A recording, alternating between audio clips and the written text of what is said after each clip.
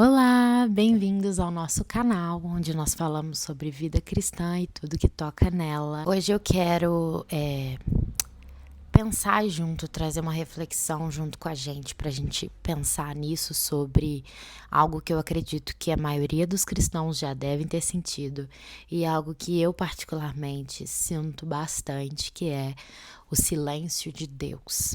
Eu acho que tem momentos assim na vida cristã em que o nosso relacionamento com Deus parece que tem uma barreira, sabe?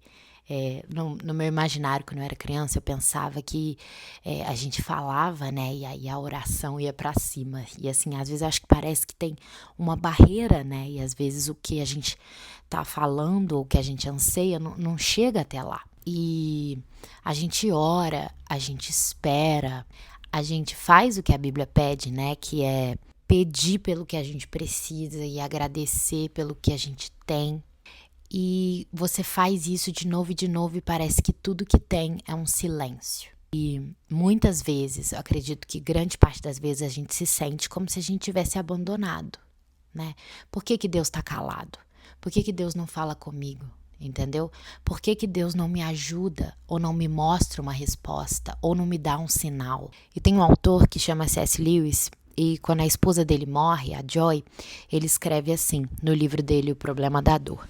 Quando você está feliz, tão feliz que não sente necessidade dele, tão feliz que se sente tentado a pensar que ele é irrelevante, se você se virar para ele com gratidão e louvor, você será, ou assim parece, recebido com braços abertos. Mas vá a ele quando sua necessidade é desesperadora, quando todas as outras ajudas falharam, e o que você encontra é uma porta batida na sua cara e o som de trancas sendo fechadas do lado de dentro. Eu acho que nesse momento aqui específico, o Lewis não está rejeitando a fé dele e nem mesmo questionando ainda. Eu acho que ele está descrevendo ali a realidade muito crua de um coração ferido diante de um luto e diante da aparente falta de resposta de Deus ou da aparente resposta que nós não queremos ouvir e que o Lewis, nesse caso aqui, não queria viver. E o Tim Keller fala no livro dele Caminhando com Deus em Meio à Dor e o Sofrimento, ele escreve assim: o sofrimento pode fazer você sentir que Deus está longe, mas na verdade é ali que ele está mais perto. O silêncio de Deus não é indiferença, mas muitas vezes um modo de trabalhar de forma mais profunda do que nós podemos ver. E eu acho que as duas formas de resposta são muito comuns na nossa vida. Eu acredito que vem uma e depois a outra. A gente, diante, né, desse suposto silêncio, principalmente quando a gente está sofrendo, acho que a nossa primeira resposta é perguntar, é questionar, mas no sentido de realmente dizer para Deus o que está acontecendo, por que isso tudo teve que acontecer, por que o Senhor não fala comigo. Nesse sentido, eu acho que é muito importante a gente fazer isso. Existe uma diferença quando a gente leva a nossa raiva e as nossas inseguranças e o nosso sofrimento para Deus. A gente fala e aparentemente questiona, mas depois entrega esse questionamento e fala que seja feita a sua vontade, e então a gente busca com que o nosso coração seja moldado nos planos dele. E existe outra forma, onde a gente se rebela e a gente diz: você é mau porque você deixou isso comigo e você me abandonou porque você não me responde, não me respondeu da forma que eu queria. E então você se fecha e se isola de Deus. Existem duas formas de fazer isso. E a gente pode ver isso com os salmistas, né? Os salmistas falam isso. Davi muitas vezes virava e falava coisas duras. Porque tá me deixando ser perseguido? Onde o Senhor está? Por que isso aqui tá acontecendo comigo? Mas sempre no final ele pegava todo esse sentimento e entregava para Deus e falava: mas o Senhor que é grande, os teus planos são melhores, molde o meu coração. Então sempre tem essa entrega. Entregar a nossa dor, entregar até mesmo a nossa insegurança diante do suposto silêncio é importante para que a gente consiga ouvir a Deus. E aí a gente passa para a parte do Tim Keller, né? E só que isso é uma verdade difícil de aceitar, especialmente quando a gente está esmagado pela perda, quando a gente está cheio de confusão, quando a gente está sofrendo muito por causa de seja o que for, um trauma, algo que aconteceu, uma oportunidade que você perdeu, um relacionamento que acabou, qualquer coisa pode levar a gente a pensar que Deus está em silêncio. Mas mesmo assim é importante a gente continuar num processo de relacionamento com Deus, porque esse silêncio que a gente aparentemente está sentindo não é verdade.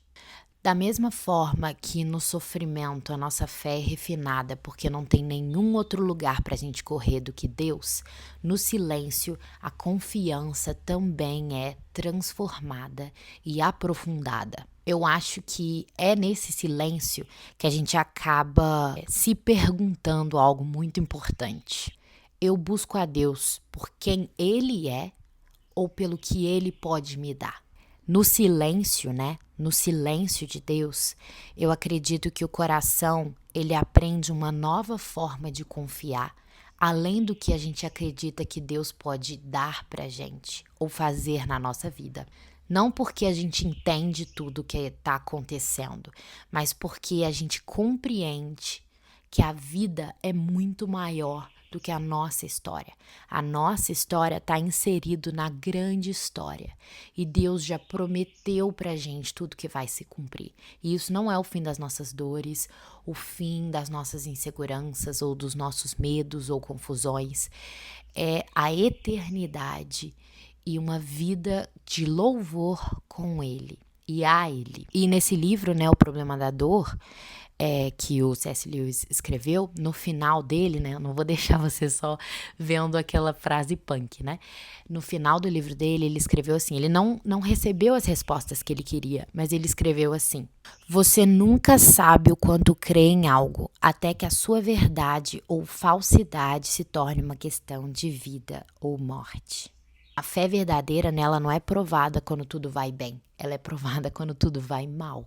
Porque a fé verdadeira é provada quando a gente agradece, sim, mas ela também é provada quando a gente não tem o que a gente quer e tudo não vai bem na nossa vida. Isso também faz parte da vida cristã. Eu acho que o maior exemplo que nós temos é Jesus, porque Jesus também enfrentou o silêncio. E Jesus, quando ele está no Getsêmani, ele pede, né, para Deus: Pai, se possível, afasta de mim esse cálice. E no Calvário, né, quando ele está na cruz, ele também fala: Deus meu, por que me desamparaste? Jesus sentiu isso, que na verdade não é um silêncio, é a resposta humana diante da dor. A gente tende a confundir isso com o abandono de Deus. A gente tende a confundir a gente experimentar sofrimentos e sentir o peso do sofrimento e do pecado com o silêncio de Deus. E Jesus, ao enfrentar tamanha dor que ele enfrentou, a gente pode, através dele, não sofrer no silêncio, porque a gente sabe que ele sempre está com a gente. Tem uma frase do Tim Keller que eu gosto muito, que é assim: Jesus recebeu o silêncio de Deus para que você recebesse sua presença. E eu acho que essa ideia transforma a nossa vida. Porque o que é realmente o silêncio de Deus? O silêncio de Deus, na verdade, o que a gente sente é a nossa falta de percepção do que Deus está fazendo e do que Deus está agindo na nossa história e na grande história. E o que eu acho que a gente precisa pensar é: a gente pode questionar, a gente pode pedir a Deus, clamar, perguntar por que tudo isso está acontecendo, mas a gente não pode duvidar. Essa mudançazinha do que a gente pensa e do que a gente acredita fez muita diferença para mim. Eu percebi que é muito diferente você questionar algo em dúvida e pedir por socorro, e você duvidar de Deus e dizer: você me abandonou. Você está colocando Jesus à prova. Então, quando você sentir que o silêncio de Deus está pairando sobre você, abra sua Bíblia. A palavra de Deus está ali. Leia a Bíblia. Deus está falando com você por meio da Bíblia. Ore, mesmo que você ache que você não está tendo resposta. Entendeu? A resposta sempre vem, mesmo que seja uma resposta que você não quer. E então entender que os planos de Deus são melhores do que os nossos desejos. E então confiar. Porque quando a gente confia, a gente consegue descansar. E nesse descanso, a gente consegue realmente viver uma vida onde a gente pode louvar e glorificar o Senhor, independente das nossas circunstâncias. Então, assim, gente, esse é um tema grande. Eu tentei trazer um pouquinho do que eu tô refletindo sobre isso, porque é o que eu venho sentindo durante muito tempo, e eu cheguei na conclusão de que eu preciso confiar mais e duvidar menos. Então, talvez isso seja algo que você também precisa saber e pensar e orar sobre. Se vocês tiverem alguma dúvida ou querer que a gente reflita junto sobre outro tema, coloque aí nos comentários. Me siga nas redes sociais, @ana.stout. E é isso. Tchau, tchau.